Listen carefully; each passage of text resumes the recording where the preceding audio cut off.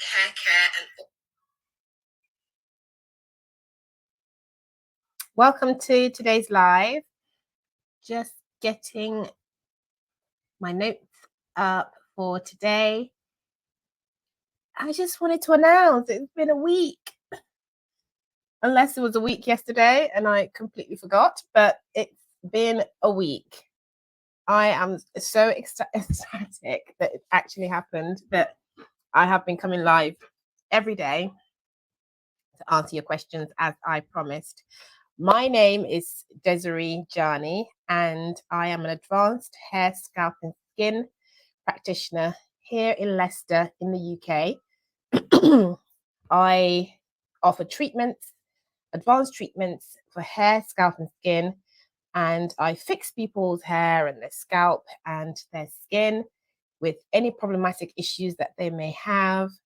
I also coach professionals within this space who are wanting to advance their techniques and also perfect the treatments and offerings they have for their clients. That's what I do so far. And I have been coming on to answer questions and also just give some educational factors and elements to some issues that people have. I caveat all my videos by saying that I am not a doctor, I am not your doctor, and I am also not your GP. Any issues that you're facing, it is always advised that you contact your own GP and seek advice from there. And neither do my advice and videos replace a consultation. So a professional consultation is still important, even though you're going to learn a lot from this. I still encourage that you get a bespoke, tailored consultation that will help to identify the ailments that you are going through. Today, I will be talking about some questions that I get in the studio. So in my clinic, these are some of the questions that come up, some of the ailments that come up, and I'm following through with that. And the first question I want to debunk and answer is when clients ask how often they should wash their hair. So if I'm looking over here, it's just because I've got some notes and I want to not forget where I am so that I can remember all my points. Okay, how often should I wash my hair? I have mentioned in the past that the scalp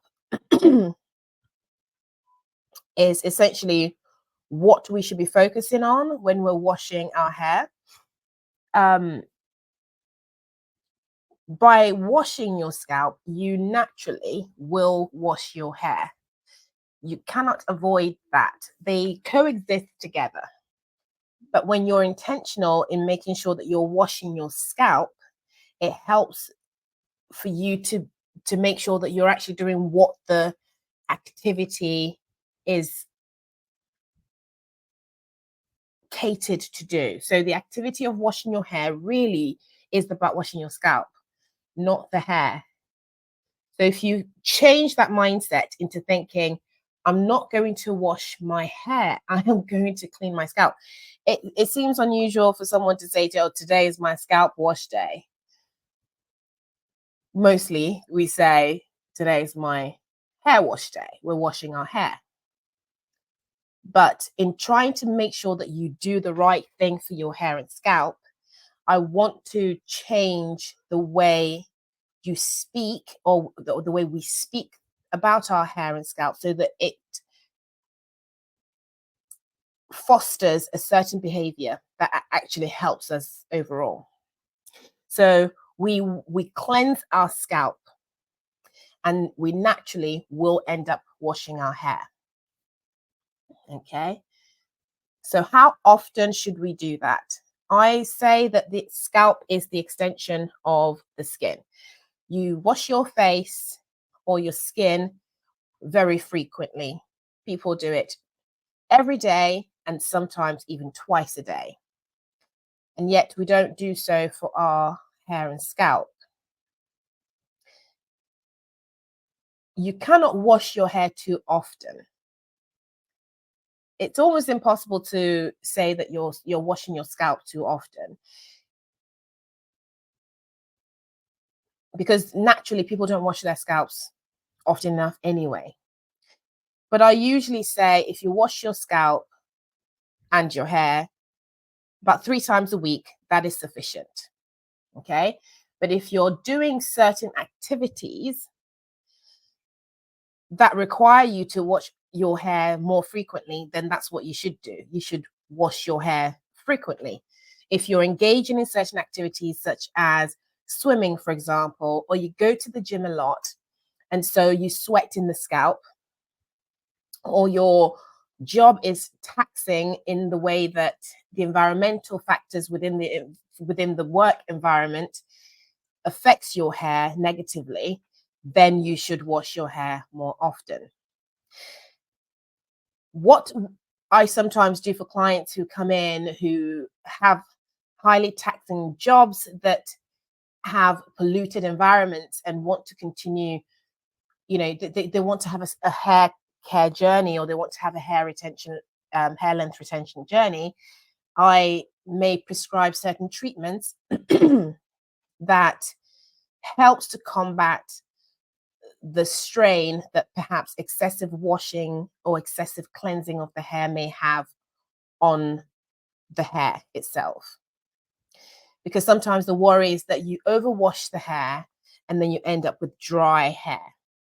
And so by putting these measures in place, it helps to ensure that if the client needs to wash their hair and scalp more frequently, that they do not experience the outcome, the undesirable outcome of having to wash their hair so frequently.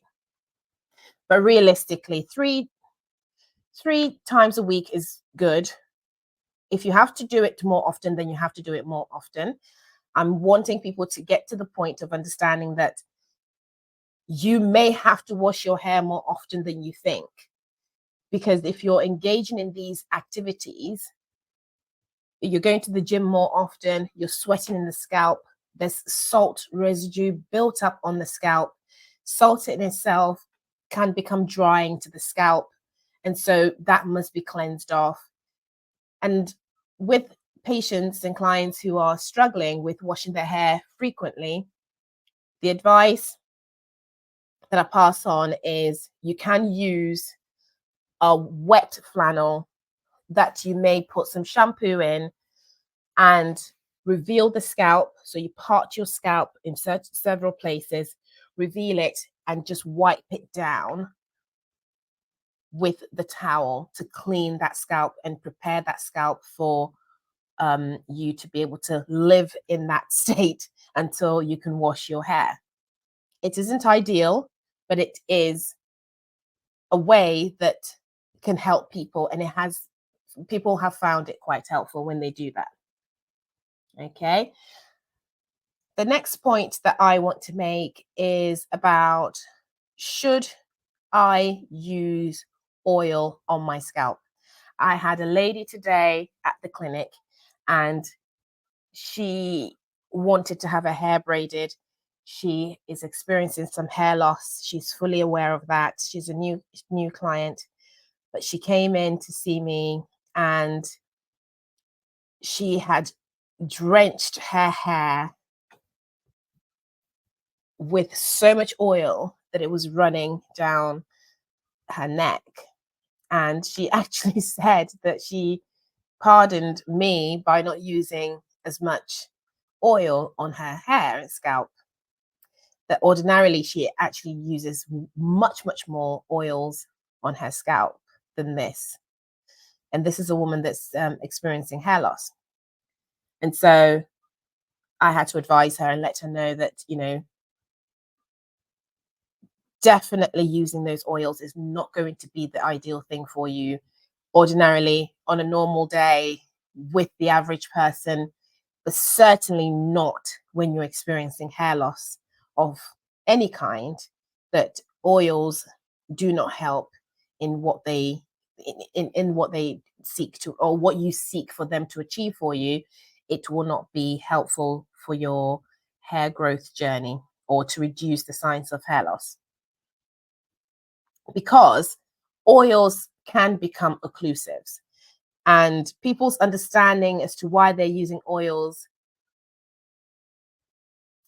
is, I'm trying to not say things that may come across as disrespectful, but because we are lacking in education in certain things, our behaviors match what we do.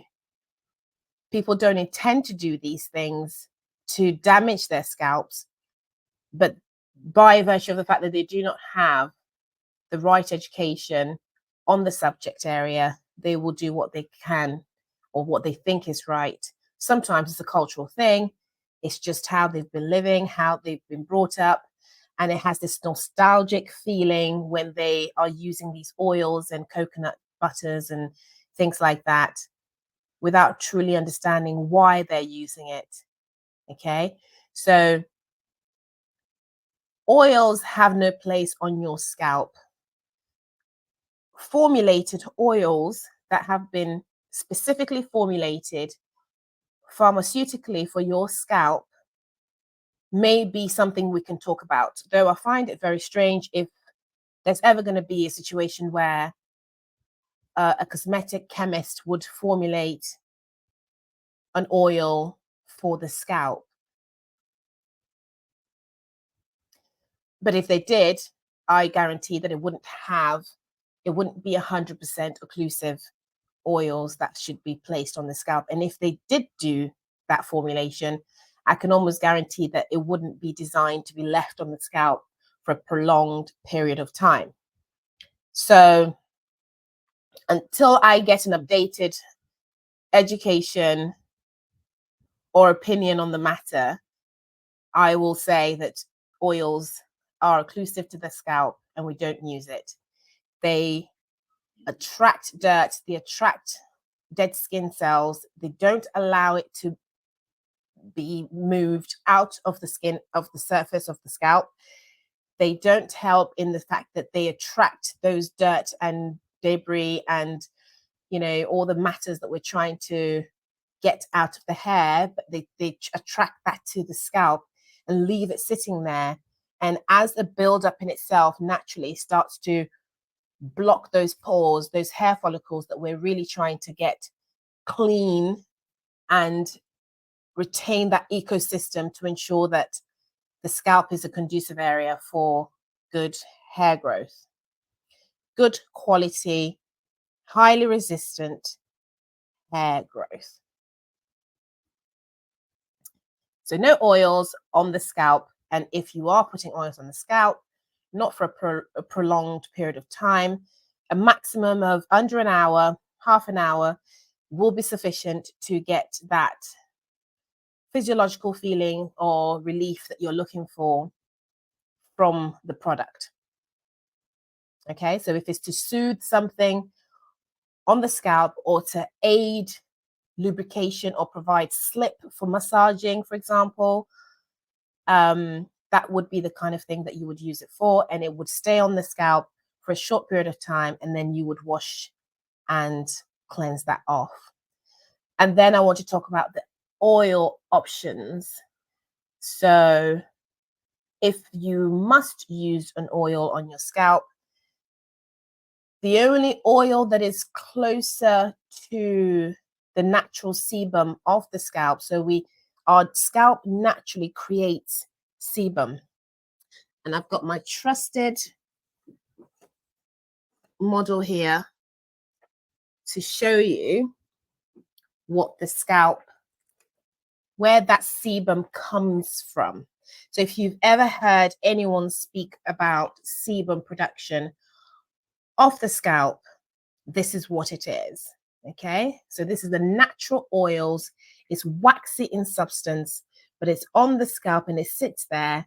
It helps to create a really beautiful pH balance to the scalp, where the scalp is at its happiest point of 4.5 to 5.5. And It is great in protecting the hair itself. Also, it coats the hair and helps the hair become resilient. Okay, and so sebum is produced by the sebaceous glands. So we've got, this is the hair follicle. The hair follicle is tubular. It runs all the way down that stratum corneum, that epidermal layers, those epidermal layers, all the way down. Okay, so it's a tubular, and that's part of the skin. Okay, one moment, please.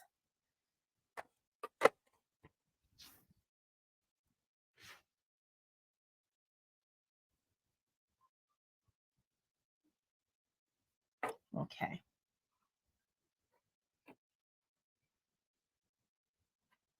Okay. Sorry, I thought I was getting a question on my phone. So we have got, this is the stratum corneum, which is the outermost layer of the skin.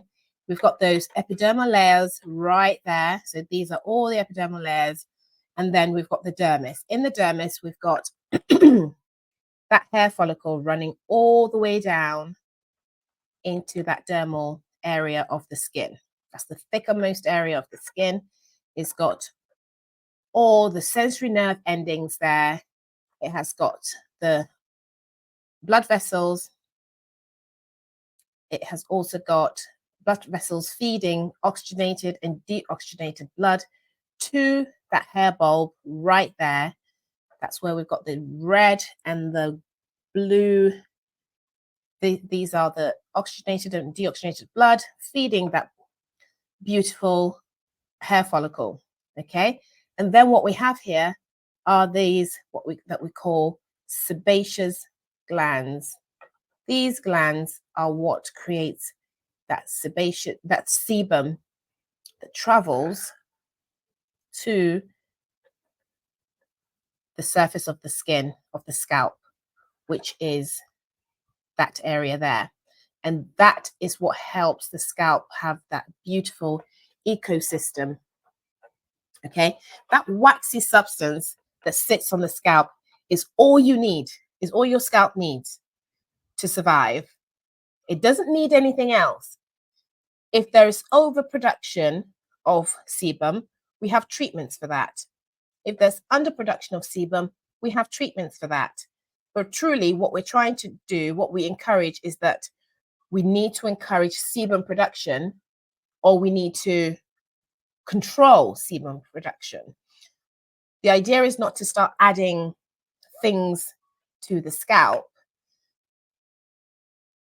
The only other oil that I know so far that mimics the sebum that we have on our scalp is jojoba oil. And so if there is desperation to alleviate anything to your scalp, dry scalp conditions, for example, or whatever, if it's completely urgent for you to do that, jojoba oil would be nice. You put it on the scalp as a treatment and you get rid of it afterwards.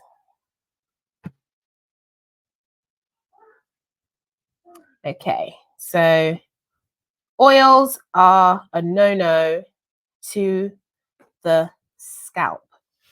Oils for the hair is a different condition. It's a different situation altogether. It's a different discussion altogether. Oils are great for the hair when used right, okay? So there are times when patients will come in and they have issues with dryness in the hair, and they say, I've been using oils all the time, and I've been really trying my best, and making sure that I use my oils, and then we have to break it to them that, in fact, using oils the way that they have been isn't the right way to use oils. Okay, so then the education comes in. How do we make sure that we're using oils properly? We first need to realize where oils sit in our hair care regime. where it actually is helpful.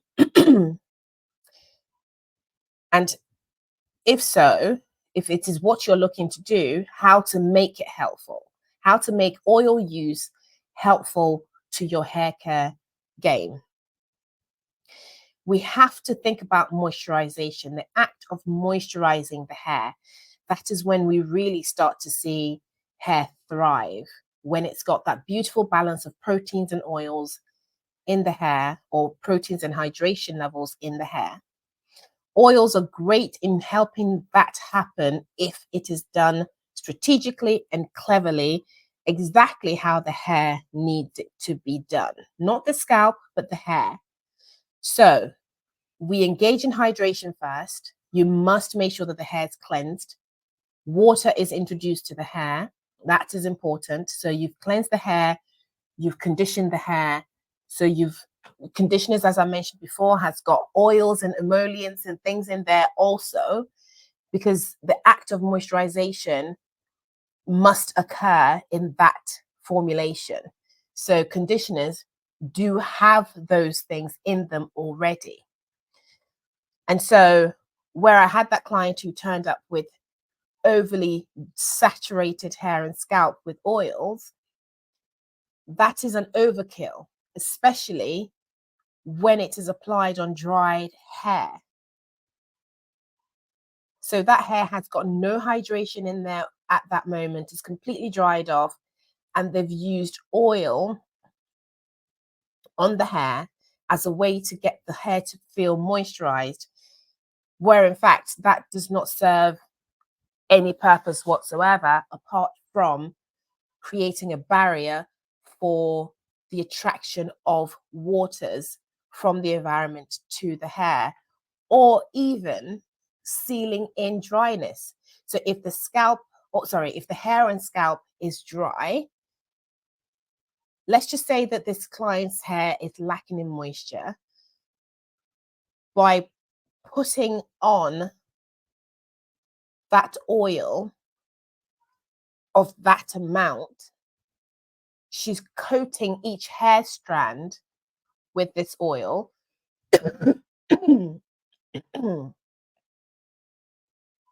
Pardon me, which will act as an occlusive barrier. So it will act as a cling film over the hair strands and keep that hair strand covered. But remembering that that hair is already dehydrated. So the act of moisturization is not actually occurring. That's not happening. So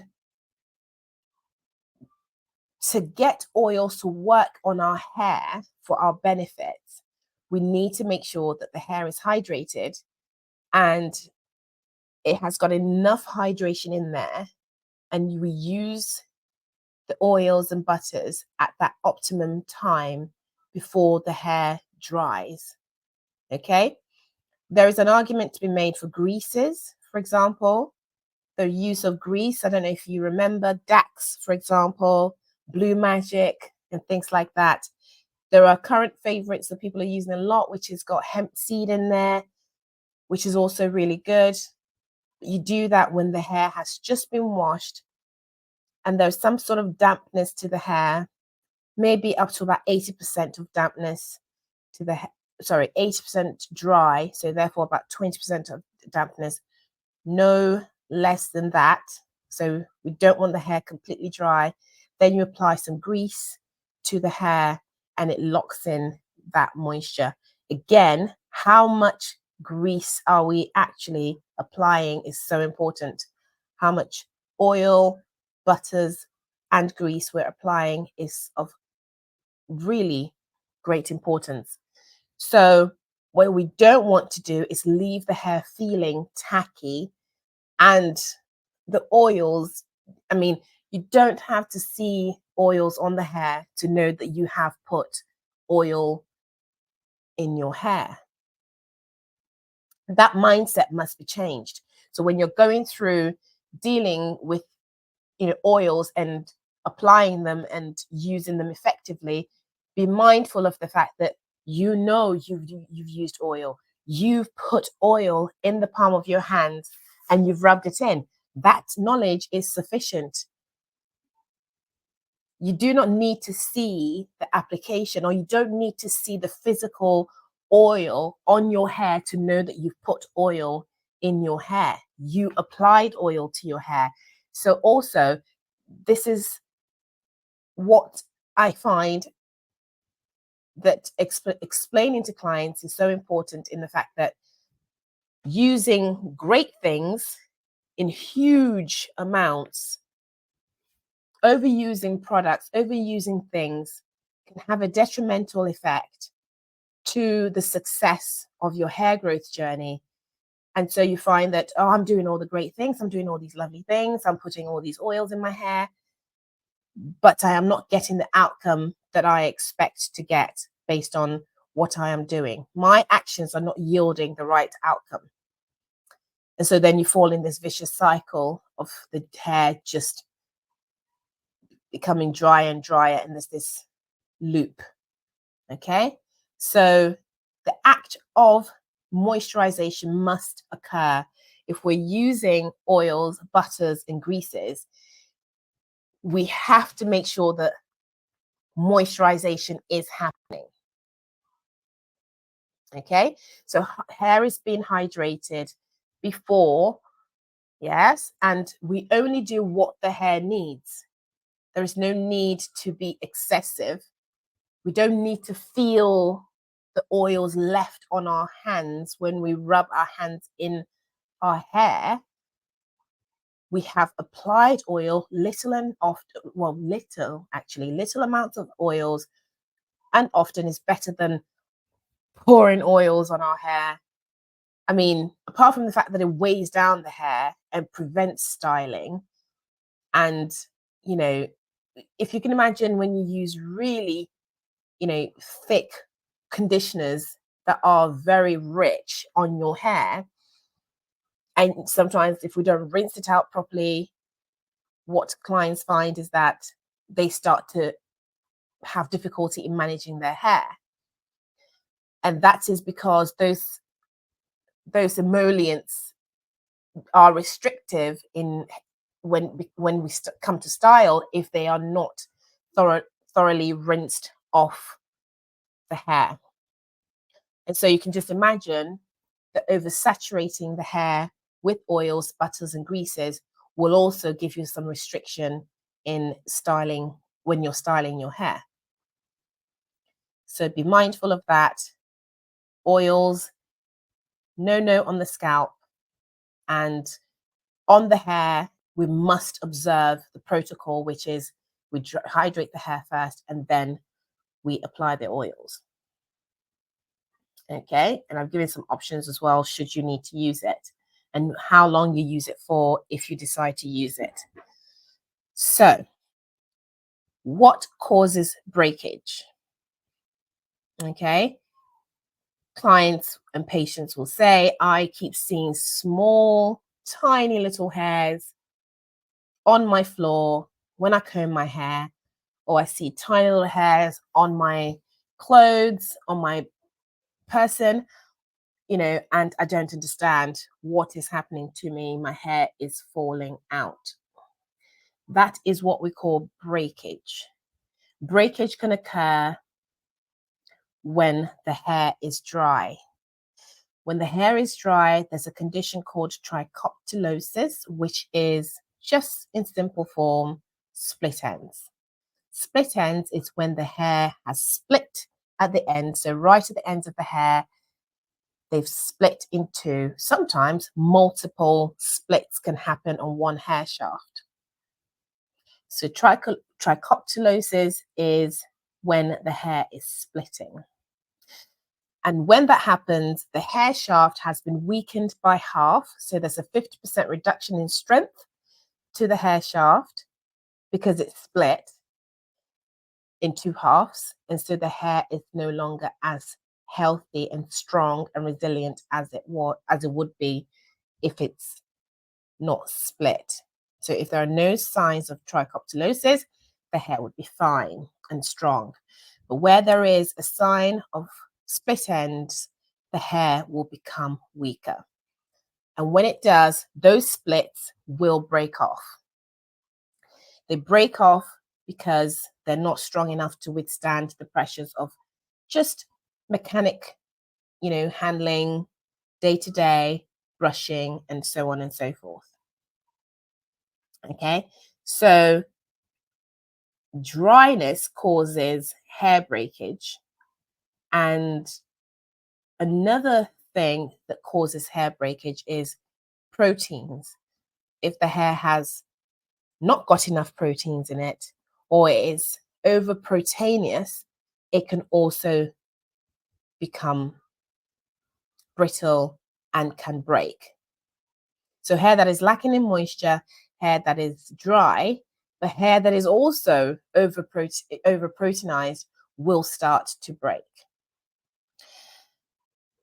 Other things that can cause breakage in the hair are things like high tension hairstyles.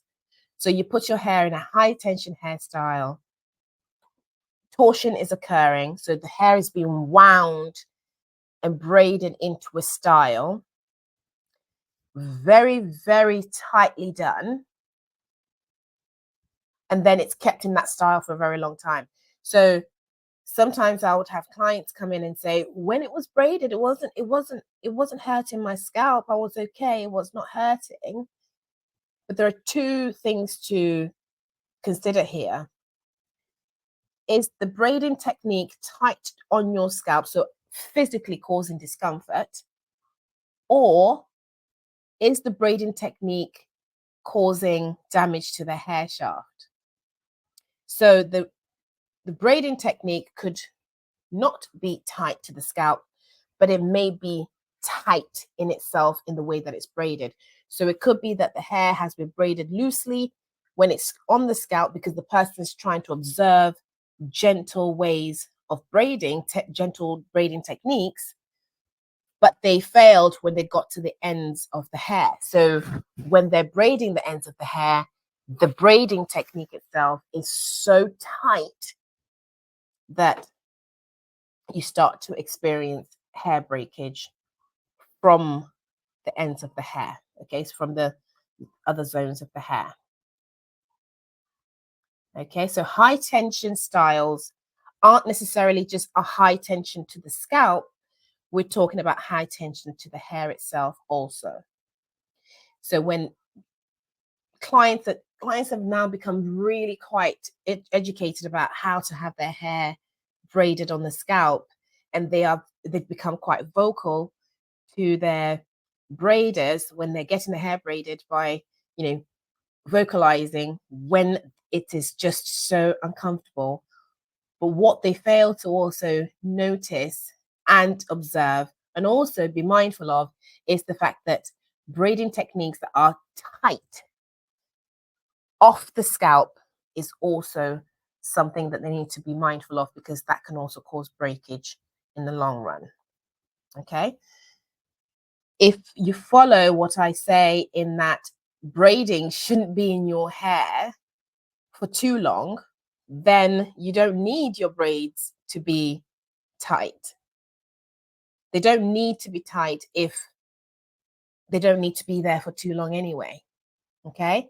We have to know that these styles are not supposed to last a lifetime, because when they're in our hair, these protective styles, when they're in our hair, we are not getting to treat our hair properly. We don't get to see our hair, and so we don't get to actually know what our hair needs or what it's lacking or how it's thriving.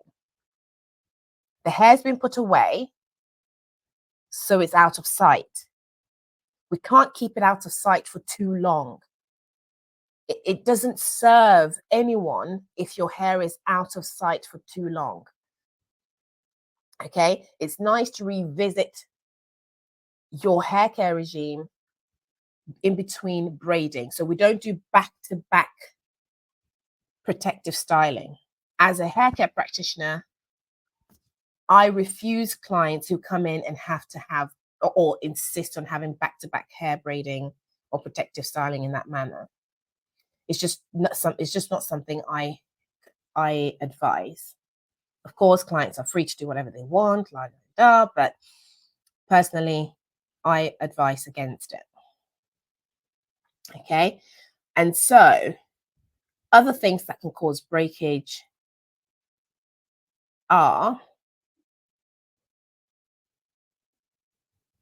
over-processed hair treatments. So we're talking colors, relaxers, and perms and things like that, or bleaches, and you're having your hair lightened, for example.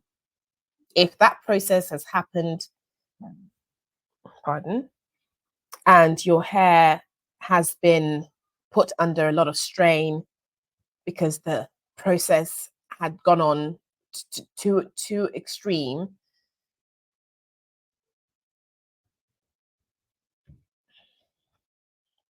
so it's an extreme process that your hair has gone through, your hair will start to experience dryness because we're losing the strength of the hair. We're breaking some of the bonds. Lanthionization is occurring where we're breaking bonds and we're breaking proteins, we're degrading proteins, we're drying out the hair. That cortex, that's the strength, the powerhouse of the hair, has been compromised to the point where it can't hold in moisture and it can't attract moisture.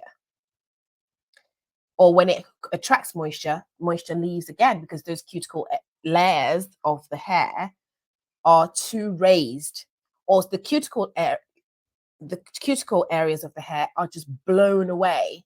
And so there are holes in the hair shaft. So microscopically, when we look down the hair shaft, we start to see that there are areas of pockets of holes, pockets that have just been blasted off the hair, and that area is just exposed. And so moisture retention is out of the window, and moisture attracting. So hydrophilic actions aren't going to be present within the hair.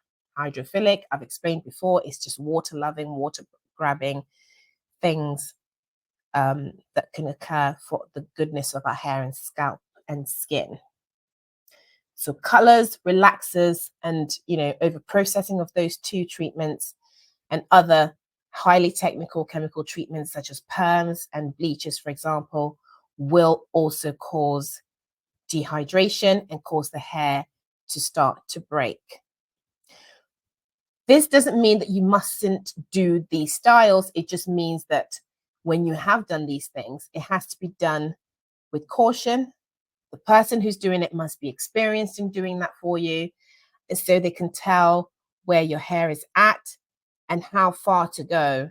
Sometimes it's a good idea to take these processes over a period of time, or they might say that this is not the treatment for you today.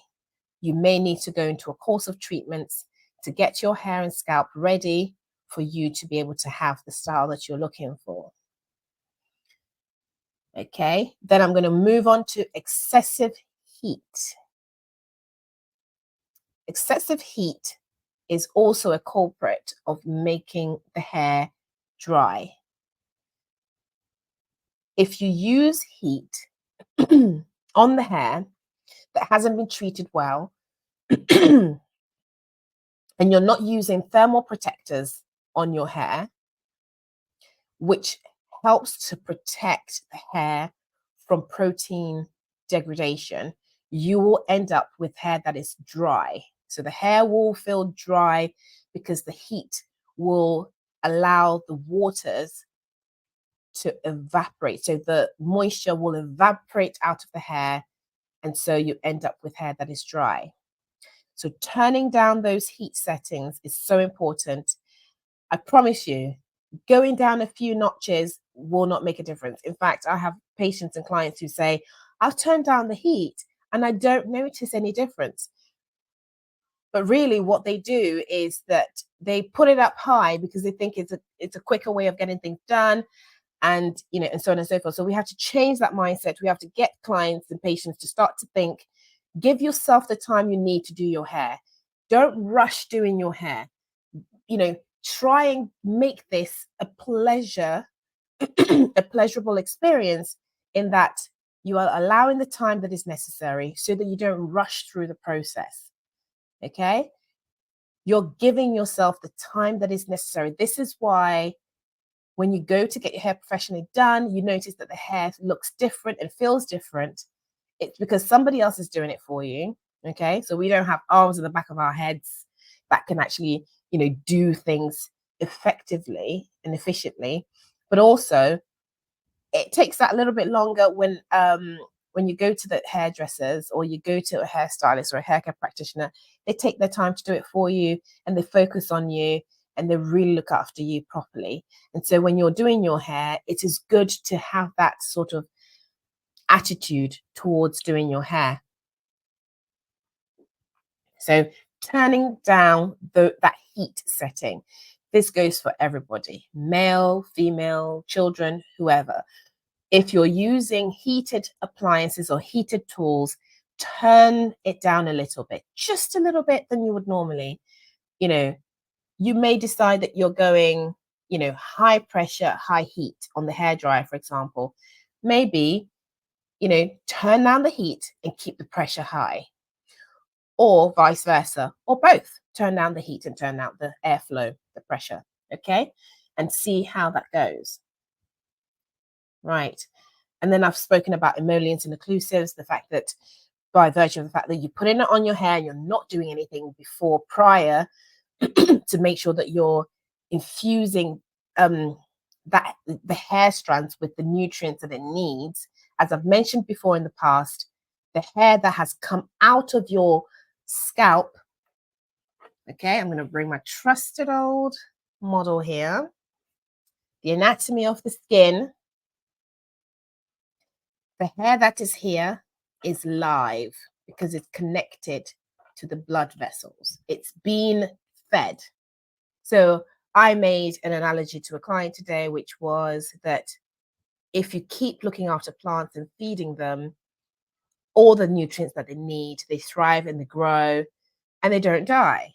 And so the hair that is at the active growth stage of the hair growth cycle, which is called the anagen stage of the hair growth cycle, I made a little thing and I decided that we're going to call it ACT, because I think it's just a brilliant way of remembering what we're talking about. So the anagen, catagen, and telogen.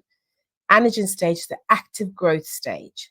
Active growth stage of your hair growth cycle, where we are alive and the hair is living, and those blood vessels are feeding the hair bulb in the hair follicle. Right? And so when the hair is happy and living, it is fine and it's lovely. And we call that hair part, that part of the hair, alive. But the moment it comes out and comes to the surface of the skin, remember the stratum corneum, the outermost layer of the skin. Okay, the outermost layer of the skin, when the hair has peeped out, and this is what we call that hair that has come out of the scalp. Yeah, so this is an example of this, right? And so this hair, which is this hair, is dead. It's dead because it's not protected by this lovely ecosystem of an environment. And so it's not protected. So what we have to do is look after it from the outside, because it's revealed and it's come out of the scalp. So we have to look after it. And so when we put emollients and occlusives on that hair that we need to be looking after, we're coating each hair strand with these oils. Each hair strand will be coated with oils, and then it seals any opportunity for other things that is good for the hair from the environment to enter the hair. So we don't want to do that. Okay? We don't want to coat the hair. So emollients and oils we have to use very, very strategically. I'm running out of time. I can't believe it, to be honest, because I haven't moved on to the other things I wanted to talk about. Okay, so I wanted to talk about children's hair care. I think I'll do that, and I'll quickly then go on to skin actives and what they are. So people just wanted to know about, skin actives. So I just wanted to say what those are so that we can discuss that another day and go into the deep diving of those active ingredients individually. So children's hair care. Right. This is a sensitive subject for me because there are things that people want to do to their children's hair, and unfortunately, they shouldn't. But they don't know that they shouldn't be doing those things. I say to clients, if you're using the right products anyway, your children can use the products as well. So don't worry too much about it. Just get the right product and everybody can use it in the household. Okay? But the styles is the styling is where the issues are. Everything you do for yourself, you can within reason do the same thing for your child if it's appropriate for the child. So with the exception of any treatment that you may have been prescribed for with any ailments of the scalp or the hair, those you must avoid using for somebody else because they were prescribed for you because you needed that, and that's why it was prescribed for you, because you're having a disorder or a concern or a discomfort of the hair, or there's a hair shaft disorder, for example, or a scalp disorder. So you mustn't use those things. But anything else that is for just caring for the hair, those can be used on children. What you need to be mindful of is the styles, those high tension styles that we speak about, and that they are not to be done for an adult. They certainly cannot be done for children. So anything that is over directed, and the one that I want to talk about today is those very tight ponytails. And we have got children with, I need to take a sip of water. This one is a very one that gets me really quite excited.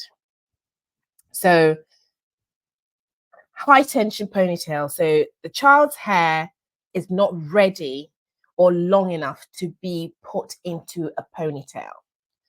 But for ease, for example, for quickness, we're trying to get that child out. We're trying to get their hair looking decent. We over direct the hair. So over direction is it's a fairly simple concept. The hairs stand on end, so they're standing. They're standing like this out of your scalp. If your hair is afro and you've got the fours hairs, for example, they're coily, okay? But either way, they shoot out of the hair follicle, either slightly at an angle, straight, or even flat, right? But what we're doing is we start to over direct the hair. So for a small child whose hair isn't long enough, we start to over direct the hair and we pull it right back into a ponytail. And then we use gels to try and encourage that style, to get that, to achieve the look that we're looking for. That over direction, when we over direct all the hair to meet at a point, when it's not long enough, for example, it means that we have to tie that hair with great tension, and then we leave it there for a prolonged period of time. And what we're doing is children whose hair follicles are young are being trained into accepting that this is what's going to happen to the hair follicles, for example. So the maturity of the hair follicle isn't there because the child is so young already. Things are setting in place. The hair follicle is maturing, but we're introducing styles that's going to affect the child's hair and scalp. Okay, and so this traction alopecia start to occur. The child's hairline starts to recede. They don't have a chance in hell as an adult if they don't even have one as a child when their hair is being treated in this way. And so we must make sure that when we're styling children's hair, we make sure that that style is comfortable. We don't overachieve in, try to achieve what we're trying to do for the hair or for the child. There is no need for the child's hair to be slapped down and completely neat with no hair out of sight. It really is not important.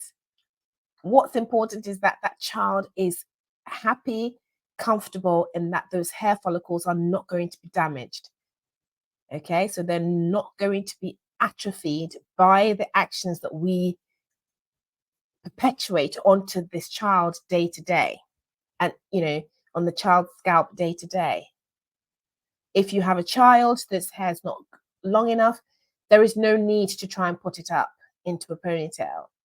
You can split the hair in 4s, in 6, in 10s, whatever the case is. Just understand that by over I'm so sorry, I've got hay fever and it's not good. But the point I'm trying to make is that we just need to make sure that the child's hair and scalp is strong enough. But really, is a child's hair and scalp strong enough for those high tension styles? Even an adult's hair and scalp is not strong enough for those high tension styles. So a child's hair and scalp is certainly not strong enough for those high tension styles. So let's try and just start to shift our mindset on what we are doing for our babies. When they're old enough, they can happily enjoy their hair and do things, and at least we've given them a good start, a good chance to be able to have hair that is thriving well enough for them to explore those exciting hairstyles that they want to when they grow up. Okay, so high tension styles, not the thing. Slapping those gels on the hair, it's certainly not going to happen. Those gels dry up and become like plastic films, and they sit on the scalp.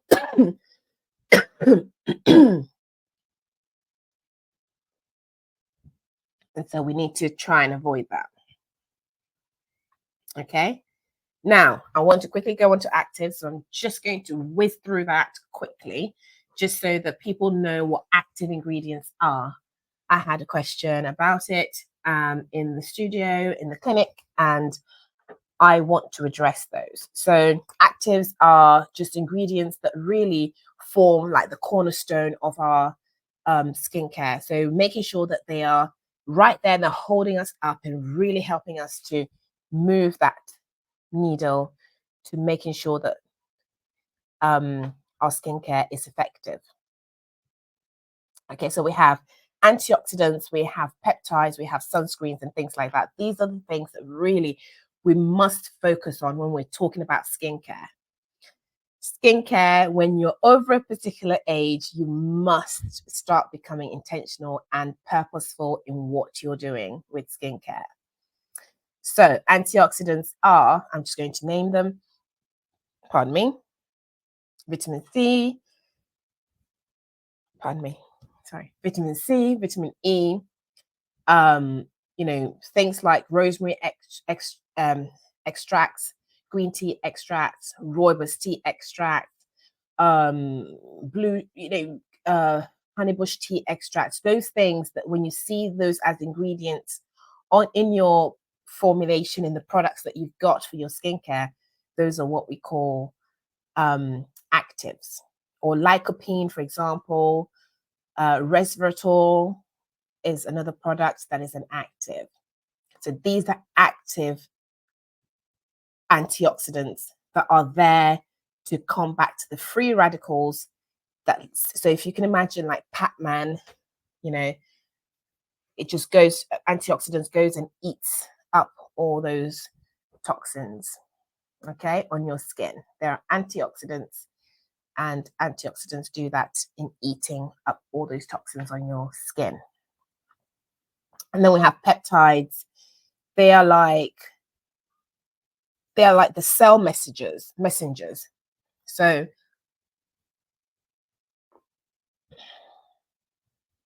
they pass messages on, from cell to cell to get the cells to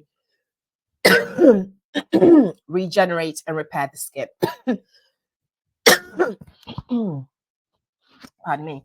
So they are cell messengers who go out there and they go into the cell and they pass messages on to get the cells to regenerate and repair. Okay. There are different types of peptides based on what it is that you are using, but we have arginines, we have matrixyl 3000, for example. We have adiphyline, we have neuroproline, riparage, we have what other ones do we have here? Matrixyl, morphomics, for example. These are the peptides that we talk about. So when we talk about peptides, this is what we are discussing. They are the cell messengers. They go in there and they send cells the messages that they need to get them to regenerate and repair the skin. And then we have things like sunscreens, for example. So we spoke about UVA, UVB, and UVC. So the UVA is the aging ultraviolet damage that occurs to our skin. UVB is the ultraviolet damage that happens and that burns our skin. So when you experience sunburn, it's through ultraviolet B radiation. And then you also have UVC, which causes cancer cells to develop in the skin.